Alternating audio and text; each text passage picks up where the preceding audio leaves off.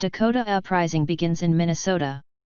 Minnesota erupts in violence as desperate Dakota Indians attack white settlements along the Minnesota River. The Dakota were eventually overwhelmed by the U.S. military 6 weeks later. The Dakota Indians were more commonly referred to as the Sioux, a derogatory name derived from part of a French word meaning little snake. They were composed of 4 bands, and lived on temporary reservations in southwestern Minnesota.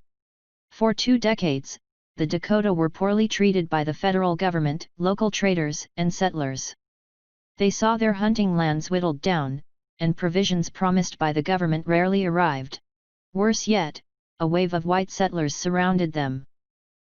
The summer of 1862 was particularly hard on the Dakota. Cutworms destroyed much of their corn crops, and many families faced starvation.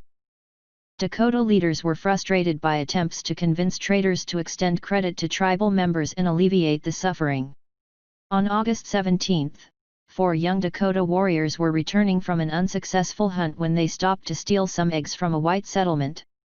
The youth soon picked a quarrel with the hen's owner, and the encounter turned tragic when the Dakotas killed 5 members of the family. Sensing that they would be attacked, Dakota leaders determined that war was at hand and seized the initiative. Led by Douwe Duda, also known as Little Crow, the Dakota attacked local agencies and the settlement of New Ulm. Over 500 white settlers lost their lives along with about 150 Dakota warriors.